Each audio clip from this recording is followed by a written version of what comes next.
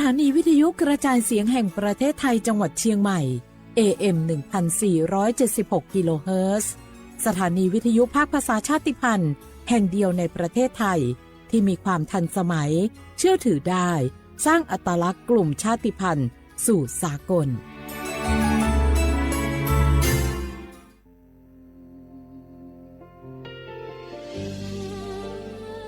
พระเสด็จสู่แดนสวงไทยทั้งปวงน้อมสำนึกในพระมหากรุณาธิคุณตราบนิรันดร์ข้าพระพุทธเจ้าข้าราชการและเจ้าหน้าที่สถานีวิทยุกระจายเสียงแห่งประเทศไทยจังหวัดเชียงใหม่กรมประชาสัมพันธ์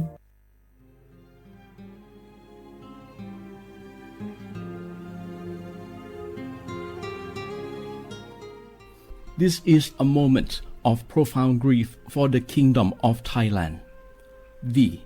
The collective voices of Radio Thailand Chiang Mai, join the Thai nation in mourning the passing of our beloved Queen Martha, Her Majesty Queen Sirikit. Her life was a testament to the unwavering service, grace, and deep love for the Thai people. Our humble condolences and thoughts are with His Majesty the King, the royal family, and all the Thai people during this deeply sorrowful time. We will remember her forever.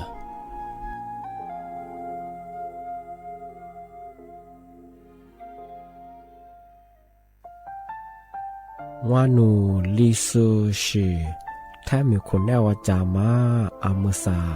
นีมาอาคือที่ลิซาโงว่านูว่าจะมาอาคือเฟมากูว่าทัวมาที่ลิชิควาลิปดู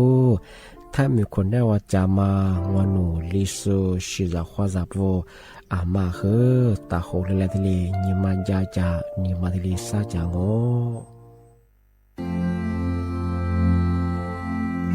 รากฐานสังคมไทยตั้งแต่อดีตจนถึงปัจจุบันเคารพเทิดทูนสถาบันพระมหากษัตริย์เป็นศูนย์รวมจิตใจที่เหนียวแน่นของคนไทย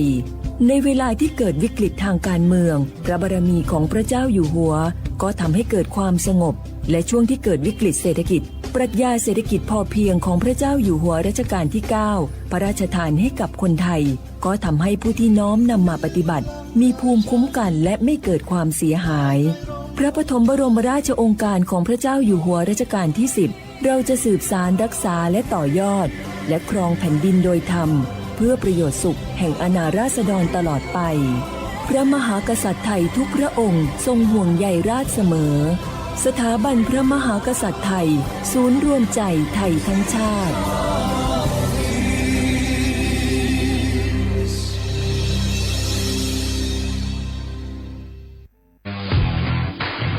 รัฐบาลไทยประกาศสงครามสแกมเมอร์รัฐบาลจึงได้ประกาศสงครามกับสแกมเมอร์ในฐานะที่สแกมเมอร์เป็นวาระแห่งชาติและในวันนี้ผมก็ได้ใช้โอกาสนี้มารายงานความคืบหน้าและเน้นย้ำถึงสิ่งที่เราต้องร่วมกันทำต่อไปรัฐบาลได้จัดตั้งคณะกรรมการอำนวยการป้องกันและปราบปรามอาชญากรรมทางเทคโนโลยีขึ้นมาโดยมีผมเป็นประธานด้วยตนเองเพื่อให้ทุกหน่วยงานทำงานไปในทิศทางเดียวกันเราได้มีการลงนามบันทึกความเข้าใจระหว่าง 15 หน่วยงานหลักทั้งภาครัฐและภาคเอกชนตลอดจนสถาบันการเงินเพื่ออุดช่องโหว่ทางการเงินและตัดเส้นทางเงินของกระบวนการอาชญากรรมเหล่านี้ให้สิ้นซากรวมพลังคนไทยต้านภัยสแกมเมอร์นายอนุทินชาญวีรกูลนายกรัฐมนตรี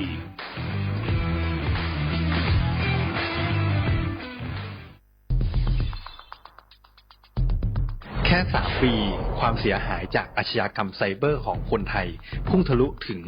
94,000 ล้านบาทหรือเฉลี่ยปีละ 30,000 ล้านบาททุก1 ชั่วโมงเราเสียเงินกว่า 3.4 ล้านบาทให้กับมิจฉาชีพออนไลน์โจรไม่เห็นใจคนอาชีพไหนอายุเท่าไหร่สถานะทางการเงินแบบใดหมอพ่อค้านักธุรกิจนักเรียนแม่บ้านข้าราชการเกษียณทุกคนตกเป็นเหยื่อได้เสมอและวันหนึ่งอาจเป็นคุณหรือคนที่คุณรักเพราะจุดอ่อนร่วมของเหยื่อคือความเร่งรีบขาดสติหรือแม้แต่บางครั้งก็เกิดความโลภจนเกินไป อย่าปล่อยให้การกดคลิกเดียวลิงก์เดียวทำให้โจรยิ้มกว้างวันนี้ถึงเวลาแล้วที่คนไทยทุกคนจะต้องร่วมมือกันสร้างภูมิคุ้มกันอาชญากรรมไซเบอร์ช่วยกันหยุดก่อนที่ภัยไซเบอร์จะทำให้คนที่คุณรักและตัวคุณเองกลายเป็นเหยื่อ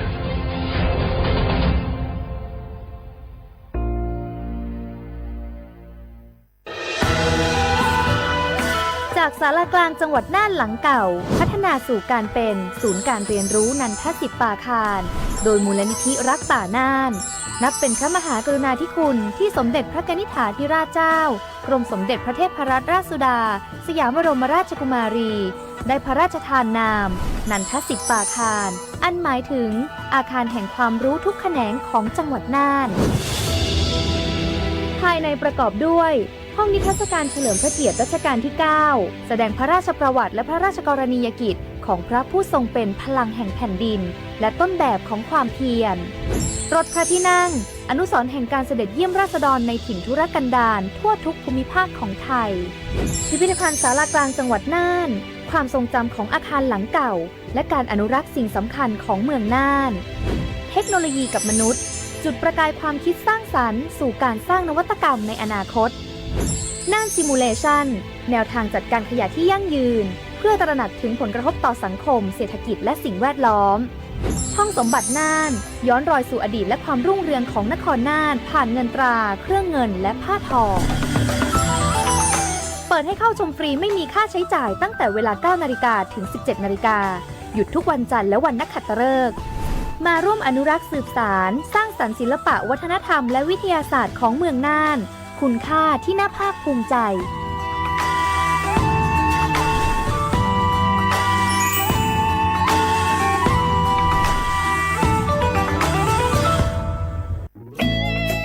หนึ่งเสียงของท่านมีความหมายต่ออนาคตประเทศ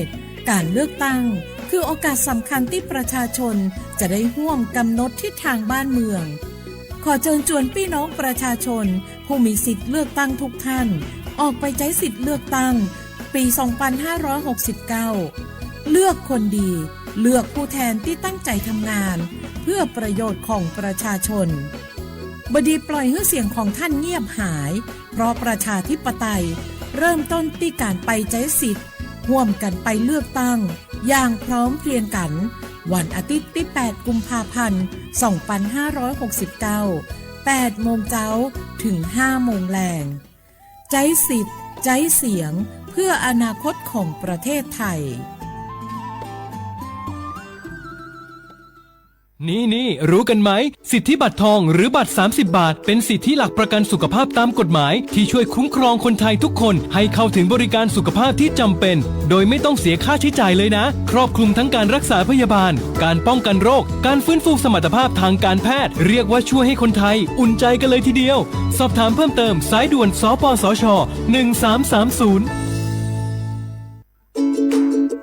ทุกครั้งที่ใช้สิทธิบัตรทองหรือบัตร30 บาทอย่าลืมพกบัตรประชาชนเพื่อยืนยันการใช้สิทธิไม่ว่าจะไปรักษารับบริการป้องกันโรคหรือบริการอื่นๆสำหรับเด็กเล็กที่ยังไม่มีบัตรประชาชนใช้ใบเกิดแสดงคู่กับบัตรประชาชนของผู้ปกครองง่ายสะดวกรักษาได้ทันทีสอบถามเพิ่มเติมได้ที่สายด่วนสปสช1330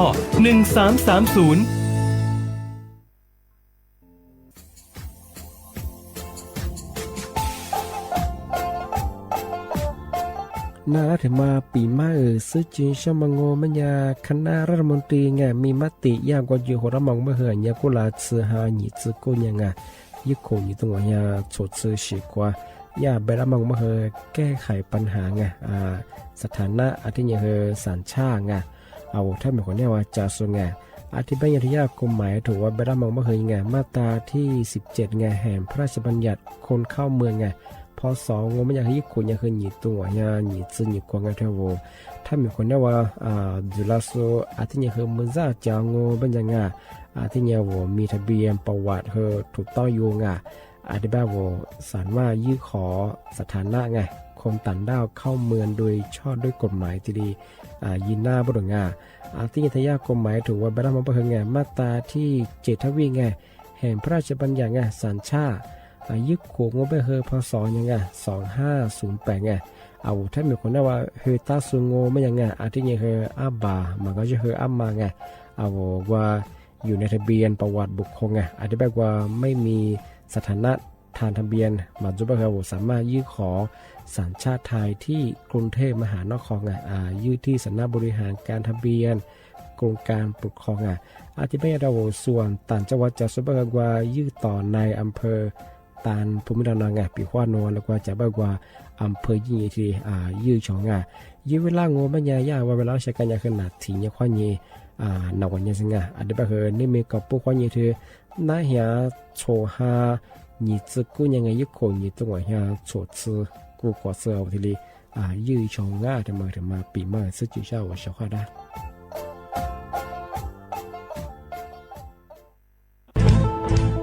เชียร์ว่าบุกอามาสนใจลงโฆษณาทาสถานีวิทยุกระจายเสียงแห่งประเทศไทยจังหวัดเชียงใหม่เอาสถานีวิทยุของมันยังยี่เสียคือเสืออาทิเยยี่สัญญาว่าคือหุยคือยิบเป้งเที่ยวพื้นที่จังหวัดเชียงใหม่ยังอาทิปัญญามาสนใจลงโฆษณาช่องของปัญญาติดต่อที่สวทเชียงใหม่ยิบเบอร์โทรปัญญาคือ053-276-0685อาทิเย0922468579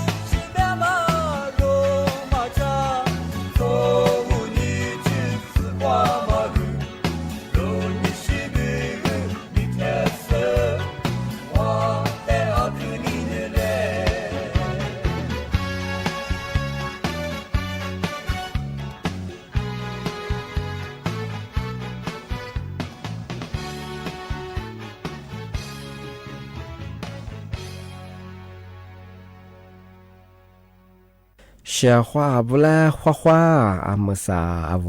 ลิสุงโอโดซึตควาเปลาวงาอาวลิสุงโอปากากุงโอบัญญาธาจิ้มหมายดางาสถานีวิทยุกระจายเสียงแห่งประเทศไทยจังหวัดเชียงใหม่ว่าดางงาที่นี่ทาววิทยุว่ามือจะมางบัญญายี่ระบบยา AM ยี่ความถี่งบที่ตัวลี่หา是โชห์กว่าโจญาดลางาในเนี่ยไปโชมุขวานีเจมัวที่หัวตัวที่มือร้องบัญญาညီมุขวานีสามโมที่นี่มาညီขวาที่ตัวงงานาที่เนี่ยขวานีนาเนี่ยจะตัวงาที่ทาวระบบไลฟ์โซคือจังไงฟิสบุยเพงบัญญาคือสวทเชียงใหม่ AM 1476กิโลเฮิรตซ์งาแม่ชิเมคือเนี่ยว่าปีเมื่อประกาศยังอาวประกันสังคมอยู่สู้งามาตาสัตสสาเจมาตาสัตสกุงอาวปีว่าตัวสุขภาพอยู่ช่างบัญญาคืออาว24ทำข้อนี้ที่ตัวหน้าที่กุนหน้าบ่ดงามเอาประกันสังคมอยู่ไม่เคยยากกูเนี่ยมันยังคือ14รายการเซลีซ์สติตัวเยกูเยบ่ดงามที่ปัญญาว่ามากูก็เทียว่าโรงพยาบาลนี่ยิ่งสอบถามว่าในสิ่งที่มายาโครงการมาดูจ้ามาดูจ้ามาเคยยิ่งนั่นนี่ดูจ้าไม่เคยว่าเรียมาเคยงานที่เล็กก็เทียยี่ข้อมูลนั่นนี่ที่เล็กใช้สิทธิ์ยี่ช่างงานมาเคยถึงมาสัจจะงานแต่ก็ถูกป่ะครับว่าประกาศสังคมส่งก็เรามาเคยเนี่ยลิงออกคุณแล้วก็ว่ามาซึ่งกันที่เอาไว้สิทธิ์มาเขาเนี่ยว่าตัวสุขภาพยังน่ามาเคยงานแต่ก็ถูกเขามาซึ่งสุดงานอันนี้แบบมาประกาศสังคมอยู่ส่วนงานมาตาสัตสาเจสัตสกุงานปีขวานโนก็ดูว่าชุดนั้นก็มาค่ะขึ้นนาจ้าว่าบาวกเลี้ยงมาเสืองมันเลี้ยงเลี้ยงมาเสือเบอร์งานว่าจะมาเปียงว่าเบอร์ปีขวานโนยี่สิทธิ์มาพอจบเป็นยังไงโนยิ่ง ตรวจสุขภาพที่อยู่ช่องงานมาคือ14รายการที่ตัวหน้างานนนมาตัวใช่ป่ะที่นั่นอย่างเงี้ยปีกว่าจะมาแต่เช้าพันใจยังมาคือโวยฝืออะไรที่เบื่อมาคือจวงอันเป็นโนตะเกียบมาแน่ใจงอตะเกียบมาซึ่งเป็นอย่างว่าในสิ่งนี้ที่สอบถามเพิ่มเติมที่อยู่ช่องงานมาถึงมาปีมาสุดที่เจ้าชดงาน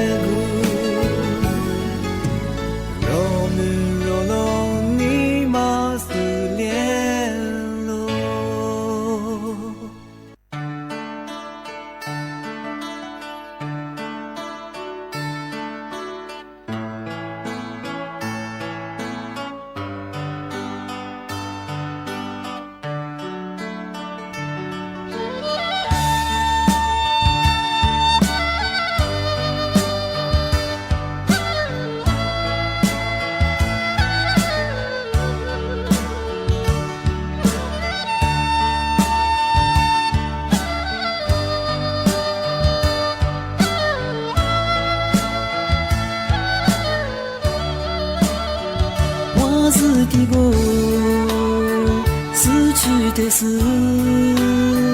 无助的吗阿罗扎里思念啊起咕噜苦瓜为的么事为这里比，胡也过去，树木满目，呀你过的。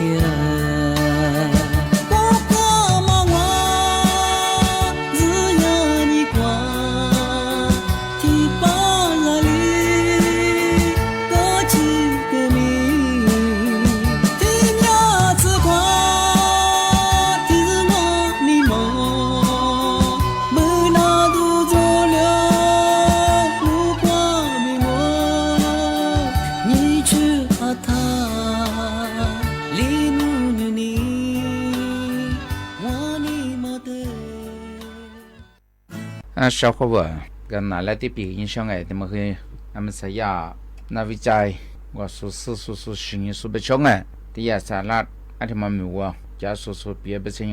ที่ยาจ่าตัวมันเอาว่าจ่ากุนนา HIV บ้างยาโลเอดอันที่มันยินนั่นสุเปียบสิ่งมัน是呀ชิลีเนียมอันที่บ้างอันที่มันจ่างว่าเป็นที่นี้ลิจักอันที่มัน HIV อันที่มันยินน่ะมาเกลัยดอกมาไล่งะอาทิมาละกาดังอะอาทิบังไงกามันสัญญาบังว่าเราชูโลยนานเนสูงไงเมียอามันสาวสู้สิ่งนี้ตัวนี้กูนี้ฟูลังว่าเป็นยาที่ยาเนสยาตันไวรัสบังไงยาที่มากูสิโลยนานแล้วกาดูชาขาเลมังไงที่ยามาวิทยาลัยไมอามี่ทูสุกุไงอาทิที่ก็มาสู้สิ่งนี้ฟูลังไงที่ยาซิลิเนียมเสริมอาทิบังไงอาทิมาจางว่าเป็นยาสุเปียเป็นไง一副个皮肉，是呢，ที่ยาเชื้อยินนางHIV แบบมาลุยนาที่มาแล้วคือกาดังอะไรบ้างก็สุดตัวนี้มันเป็นยาเชื้อ HIV ลุยนาที่มาเป็นยาที่ยานากุศลซิลิเนียมอะไรมาที่นี่ลิจังอาบากุมาจะไปยาเจยาเชื้อไวรัสอะไรบ้างว่ายี่สิเจ้าว่าดามาสวเลยรู้ก็สุขเปียบสิ่งยาสุสิ่งนี้ว่าตัวนี้มันเป็นยาก็ยาสิเลียที่ที่จะมันยาอะไรน่าโลอินาที่มาเลี้ยงกระดังพระอะไรบางก็ไม่ใช่สุสิ่งนี้มันยังเราชูกู้ซื้อที่ว่าอะไรมาคู่ว่าที่ยาซิลิเนียมอะไรมาที่นี่ลิที่จะยาอีแคปซูลอีสุชาเนี่ยที่นี่มาแล้วมันเป็นยานี่ยาไมโครกรัมอะไรที่จะยังเราชูน่ะอีนั่นสุเหตุสาว是你的呀老，阿他妈长我老出的你不嘛长对你我们也是对你阿把古嘛比呀，义务的不嘛的呀个，西里年阿他妈长我们呀，伊拿过是找我外来阿他妈说量阿里帮所以别不行米 CDC 阿提的话嘛说来了，是你我也是嘛是我也是夫阿他妈帮阿他妈说了别也是夫个嘛，也是夫的嘛面的啷个阿里边，阿两个别的我的呀那วิทยา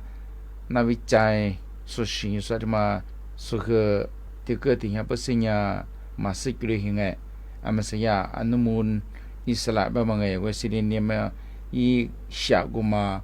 伊是个嘛啊只是和伊罗那他妈啦花的嘛里花啊嘛是呢啊另外吧嘛没得说说个是呢比花只是把好美的我们的说话那这他妈当然像我们呀阿拉下大趴罗那来和是的边那他妈和小伙伴啊我你嘛我们来年我们当ga mesalo ina ba manya le nga he avuza mutamnya kha ga mesaso shinya manya ali shuhe shin kyanga ga natsu na de mala ka da shuhe shima me hwa ma me ga yi teta ka da ama shin yi magla ye ajin thri kwa ga matslinya wo kha manya zamo manya kha ngai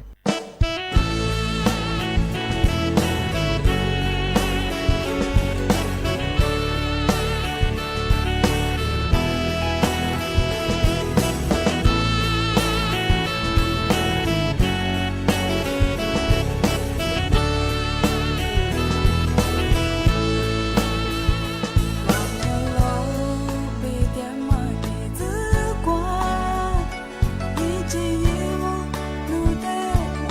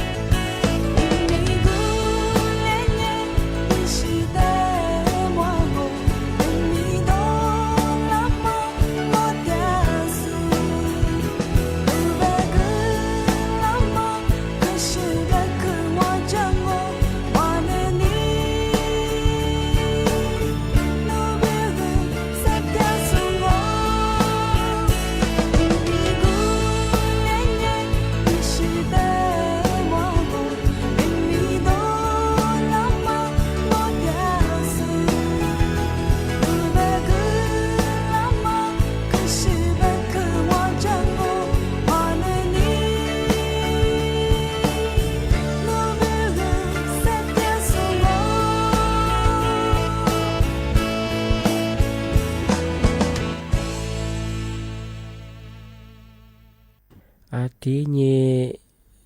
บัญชีม้าที่เรื่องมาคือปีมาชาวชาวดาแต่ก็เราก็คือว่าย่าบัญชีม้ามาคือแบบสุดแบบสุดมาคือเหมียวงานก็คือบัญชีม้ามาคืออันลินจำแบ่งงอกลุ่มไม้ช่วงมาคือที่กระโดดก็คือเนี่ยคือลามาตัวสุดยอดก็คือมาคือนี่มีที่ความที่ปีมาช่างห้าเอาบัญชีม้างอเป็นยังกว่าอาวุธมือกะอาวุธมือขวัญเงินกว่าบัญชีธนาคารงอสุดาเปิดมางอแต่ก็รู้ได้ป่ะสุดอาวุธที่ก็เราตัวป่ะคือจุดแพ้เวลาบัญชีเปิดเจ้างอเป็นยังไงยากเวลาผู้บังเกิดเชว่าอาวุธแท่งป่ะคือรับจ้างเปิดบัญชีมาไงว่าบัญชีเปิดวงบุญจามังไงที่ก็ถือว่าป่ะสุดที่บัญชีบางวันเฮียก็สุดจ้ะที่ก็รู้ว่าคือที่ตู้หัวเฮียหัวapa aku tiga roba hanya tu banci per wamu zaman hanya ma pi ko mai ha apa tu siu dua ngai sanga ma susu banga tu ma hanya pi ko mai ya soko ngai tu ma nga ma thai ye soko ngai tuบอกว่าอาวุธมีข้อนี้ว่าอาวุธบาข้อนี้ว่าบัญชีธนาคารว่าสุดาเปิดมาจะแบบอาวุธบัญชีตัวความสุดเตะเชียงว่าอาจจะว่าบาสุดเตะสุดตัวย่าตัวก็ว่าสุดเลยยิ่งสุดว่าธุรกิจสุดว่าหัวก็ใช่ไงแบบนั้นสักว่ายิ่งสุดไปเหอะว่าจุดไปตัวหัวต่อไปเหอะยิ่งต่อสุดไงว่ามาเสียยาเสียเลยยามางานสักว่าผิดกฎหมายทุกประเภทไปเหอะเจ้าบัญชีข้อนี้เงินฝากเงินโอนให้มางานว่าบัญชีข้อนี้ฟ้องเงินย่ามาถูกว่าทำไมคือขึ้นเนี่ยผิดกฎหมายไงอันก็คือมาได้แล้วบ่าอันนี้เกิดไงบัญชีแต่เปิดมาตั้งว่าหนีมาจ่าไปยังไงซ้ำมาไปยังไงทำมาแต่ยังไงที่จะมาก็คือโนบัญชีมาเปิดมันก็คือโนบัญชีสุดท้ายว่าอยู่ยังมาอย่างคือว่าแต่ก็มาเสื้อมันอย่างคืออัตยาลำอัตยาจามงบัญชีสุดแต่ยี่ตัวความอยู่ไปเหรอจ้ายี่ตัวความอยู่ไปเหรอยี่ตัวความสองว่าไปเหรอกว่ายิ่งว่าสุกมาอย่างคือจ้ากว่าต่อเสียงมาข้ามาตั้งปุ๊บพายไปเหรอไงสุดท้ายบัญชีมายิ่งมีมาไปเหรอเอาวัวนั่งว่าเอาวัวยี่เอาบัญชีเปิดได้เสียงเอาวัวมีเขาเปิดได้เหรอจ้าสุดเดี๋ยวความเย่สื่อซื้อจะมาพายชุดไปเหรอบัญชีความเย่สุดแล้วพวกโอเจมาสุดแล้วยิ่งคือจามงว่าสุดบัญชีตัวสอยไปเหรอทำไมมีมาคืนนู่นไปเหรอสิโนสอยอะไรเสียงไงที่ข้อนี้เราไม่สุบัญชีมาไม่ใช่ไงที่ว่าคือไงมาคือบัญชีเปิดว่าโมบังว่าสุแล้วกูนี่บัญชีเปิดจะมาคือไทยงานทำมาเนี่ยคือกรมปลัดสวะที่แบงก์ของปัญญาบุตรบัญชีเปิดส่งบัญญัติไงยี่โทไงเรียกว่าเกลือมังไงยี่วุฒิมาเพื่อไงปีว่าวันบัญชีมาสุดแล้วเปิดของเพื่อไงยี่เปิดส่งจะคือไงโคเบี้ยมาคือไงจำคุกไม่เกินสาโคเบลงไงจำคุกไม่เกิน3 ปีไงอาทิตย์คือผู้บัตรแต่ผู้บัตรโคจังไม่เกินไงไม่เกิน300,000อ่ะ300,000 บาทโคจังไงมันก็ชื่อโคจังโคเบลไงทำปลายอะไรไงมาเดี๋ยวยิ่งเปิดสูตีถิ่นบางโง่ปัญญาทำมายิ่งโทษผู้จัดหาไงมันก็ชื่อโฆษณายิ่งสูยี่花说ที่นี่ว่าโฆษณายี่สุไงที่นี่ว่าไงโนหลักสุขว่าสุไงโนว่าสุหลักสุขว่าเนี่ยปุ๋ยจะมาไงยี่ว่าสุจะพูที่นี่ว่าโฆษณาอย่างมันบัญชีเปิดเนี่ยกุลียะกุลีค่าที่เรียกค่าเป็นฝรั่งที่เรียกว่าไงยี่โฆษณาสุจะมาโง่ไม่ยากคือไงจำคุดไงคูบิเบนมองไม่ยากคือนี่โคว่านี่ว่าโคซื้อเบลยังไงอาจจะว่ายี่เปิดส่วนสัญญาณมีอย่างไงยี่เปิดส่วนเป็นอย่างคือซาโคเบงไงบ้างเอาไว้ยี่ความสวยยี่โฆษณาสิบ้างนี่โคความนี่หัวโคสิเบงไงอันนี้ผู้บ่าวโคจะมาไม่ยังไงนี่แชร์ความนี่คือหัวแชร์สิโคจะไงอาจจะว่ายี่เปิดส่วนสัญญาณมีอย่างไงนี่แชร์ความนี่คือหัวแชร์สิไงอันนี้คือทำจัดงอทำปลายยังไงโคเบงอที่นี่คือโคจะไงที่แบงก์ของมันคือวุฒิการรับจ้างเปิดบัญชีไม้มาคือผิดกฎหมายยังแบบว่าซื้อเรื่องของมันคือไงเจ้าของจะแชร์ว่าพัชจบมาไงส่วนเวลาเปิดจะมาคือว่าถ้าเปิดแต่ยังฟอร์มเนี่ยสึกเกิดแต่ยังมาจุดดังกับพิคอนโนพอเปิดงอปัญญาที่เด็กโคซุ่มเมื่อที่หัวโคสึกโคมแบนน้องอันนี้โคซึ่ง มันตัวเชื่อว่าจะส่วนใหญ่มันก็คือเอาหัวมิวมันก็คือเดือเอาหัวคือสอนอะไรอย่างเงี้ยโคเบลคือซับโคเบลไงที่นี่คือปรับไม่เกิน3 แชทไงโนยาลาเปิดได้มาคือที่บัญชีมาที่ตัวมันก็ชื่อหัวเฮียที่ตัวหัวเฮียว่าไงสุดท้ายไปแต่โนยี่สามารถเปิดได้บางคนหัวยี่ใส่ลิงก์ตัวคือสุพรรณยังไม่ได้ว่าคือ300,000สุโขได้ไงมาช่วยได้ช่วยไงถ่ายเย่ไงช่วยไงที่นี่คือยุคความสุดที่ลงไงโนยุคความสุดยี่แนะนำยุคสุดไงยุคโฆษณาสุดคือถ่ายเย่ไงช่วยไงโฟสุดได้ฟูบ่อามีเกิดคือถ่ายเย่ไงว่าเราสุดยุคความคือว่าเรา自我自你自我自ไงเราสุดพวกความมันยังไงนั่งถือว่ามาคือหัวภาษีเกลือเป็นยังไงแล้วเนาะยกเขาบอกว่าในประสิทธิภาพเป็นยังไงยกความสุขมีความปียังไงที่นี่ยกโฆษณาสุขมีความปียังไงมาคือไทยเยมาเจอหลังพอสมมติว่าคือมีโขข้อยิงหัวโขจะเบี้ยกันทุกบ่าวว่ามาคือที่ยิงเบื่อว่าไงพันยังไม่ได้ว่าคือมีโขข้อยิงหัวโขจะเบี้ยผู้บ่าวโขจะมาคือมีชาข้อยิงหัวชาสังไงนกก็แท้หลักสุขความมาคือความฟีดแบ็กที่ว่ามาหัวภาษีว่าเป็นว่าเป็นข้อนัวอันนี้ว่าสว่าคือข้อนัวยุ่งมือสมมติว่าเป็นของไงเจ้าของสุพรรณยังไม่ได้ไปถึงว่าพันยังไม่ได้ไงโนสุนัขโคตรมาคืออิชาสมมติโคตรยังไงนกว่ามาคือยุ่งมือสมมติว่ามาเจอเราทะเยงานว่าคืออะไรอย่างของพยาบาลคดีคืองอปวคือมาขังอาจารย์ครูเบี้ยคือดูแลไปคือนัวแล้วก็ยิ้มสมัยคือเอามาคูเบตุลาลาก็มันไงปวอีปวมาฆ่าเบื่อไงโซ่คือว่าคนเหนือเปื้องว่าโซ่เวลาจ่วยไงเอาแล้วคือฟ้าเฉียนใจใช่ไหมเบื่อไงคือเป็นข้อนัวปวพามาฆ่าเนี่ยคือไงแล้วความเป็นเยอะคือสมัยเยอะคือยังคือบอกว่าไงแต่ความยังคือมากันยังคือทับถ่ายเยอะไปเฉยๆที่เรามากลมหมายแล้วช่วงไม่คือไงถ่ายเยอะไงพายไปคืองาเอาคูบิไปคือไงแต่เวลาคิดคูเบื่อว่าก็ว่าคูบิไปสวยไปยังไงไปคือเนี่ยมันจะเชื่อไงเอาว่าสิคือเนี่ยยีซักกันแหละไงจะมาที่เจนไปช่างงานที่แบบเนี่ยงานนี่แน่นั่นละปีมาคือ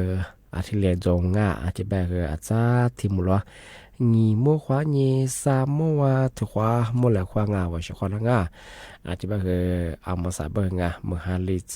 ที่เกิดตัวแบบคือมีฮิโรฮายัวเมื่อหาเลียเป็นอย่างคือมาคืออาทิตย์เนี่ยจามงมาคือมาก็เดือมาดูแลสุขภาพยังไงเมื่อหาลิเจแบบคือเมื่อหาที่กระทบเมื่อถูกเสด็จจ้าแหล่เลยปะเฮนั่นละเฮมาเปียงอาทิตย์นี้เท่าว่าชมโมชดซึโคกับผู้ยังมาไงเอาผู้สูงอายุปะเฮจ้านั่นละปะเฮขึ้นอย่างชื่อเจ้าถึงกระโดดปะเฮกว่าว่าเช่นในมาคาโซโรคประจำตัวจุโซนาแผ่นน้ำยืนจุโซปะเฮอาจารย์นาติดจะปะเกลปะเฮขึ้นอย่างชื่อเจ้าปะเฮมากดเดียวมากว่าเชียดูแลสุขภาพยังแต่ไปเฮซะถึงหมดแล้วยี่เมื่อควานี้สามเมื่อวะแต่ความมูลกว่างานที่ไหนบ่เฮนะปีมาคืออาทิตย์เลียจงว่าว่าชอบบ่ได้เฮคือบ่มุงข้อควาสวัสดีครับ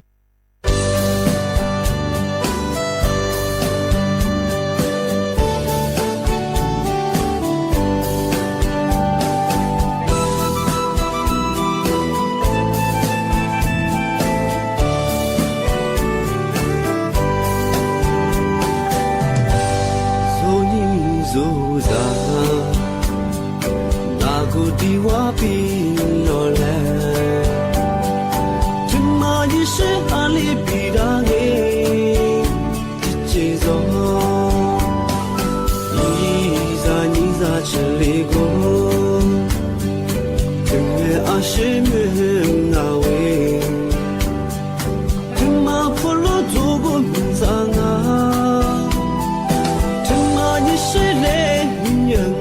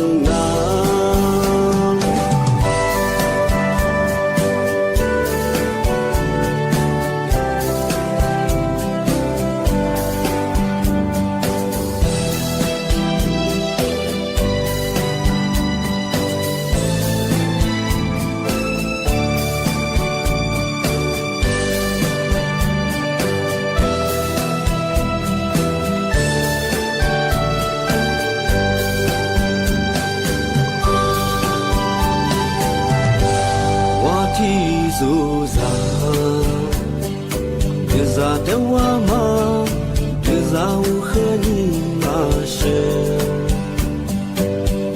这么咋子努力，我们是和我吗？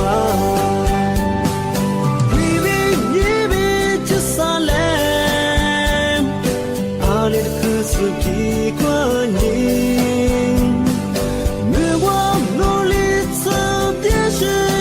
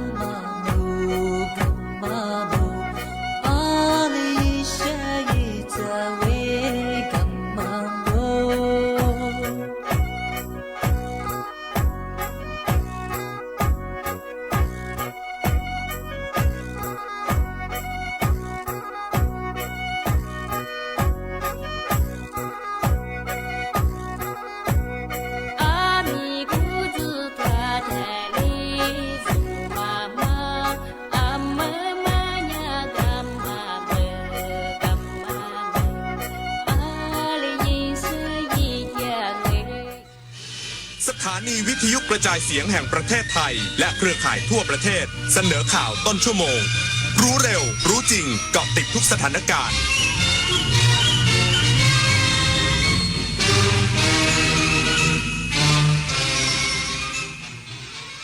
รับฟังข่าวต้นชั่วโมง 15 นาฬิกากับอานนท์ นันตสุคนครับนายกรัฐมนตรีสั่งการหน่วยงานที่เกี่ยวข้องเยียวยาผู้ได้รับบาดเจ็บและเสียชีวิตจากเหตุการณ์เครนก่อสร้างโครงการรถไฟความเร็วสูงหล่นทับขบวนรถไฟที่อำเภอสีคิ้วอีกสักครู่กับมาติดตามรายละเอียดครับ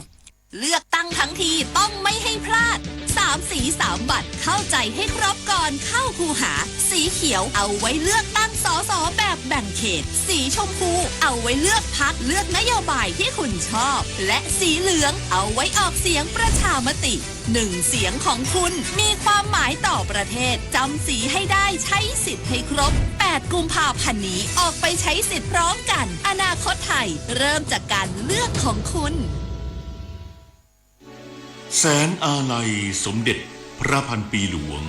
ไทยทั้งปวงหมองหม่นก่นร่ำให้พระผู้เสด็จสู่ฟ้าสวรรคาลัยแนบดวงใจตามพระบาททุกชาติภพปวงประชาน้อมสำนึกในพระมหากรุณาธิคุณเป็นล้นพ้นอันหาที่สุดมิได้ข้าพระพุทธเจ้าคณะผู้บริหารข้าราชการและเจ้าหน้าที่สถานีวิทยุกระจายเสียงแห่งประเทศไทยกรมประชาสัมพันธ์แจ้งเตือนจากธนาคารบัญชีคุณมีความเสี่ยงกรุณากดลิงก์ยืนยันด่วนระวังข้อความแจ้งเตือนจากธนาคารบอกว่าบัญชีมีความเสี่ยงถูกอายัดหรือบอกว่าคุณได้รับรางวัลอย่าเพิ่งคลิกนี่อาจเป็นฟิชชิงกลโกงออนไลน์หลอกให้กดลิงก์หลอกเอารหัสผ่านและเงินในบัญชีธนาคารจะไม่ขอรหัสผ่านไม่ขอข้อมูลส่วนตัวทางลิงก์จำให้ขึ้นใจรู้ทันฟิชชิงคิดก่อนคลิกตรวจสอบก่อนโอน23 มกราคมนี้ห้ามพลาดถนนดนตรีไลฟ์พบกับบทเพลงแห่งความรักความหวังความฝันสื่อประสานด้วยพี่น้องร้องเพลงหนูมิเตอร์และบิวกัลยาณีชมฟรีตั้งแต่เวลา 18 นาฬิกาเป็นต้นไปณห้องออดิทอเรียมอาคารศูนย์ปฏิบัติการสถานีวิทยุกระจายเสียงแห่งประเทศไทยลงทะเบียนเข้า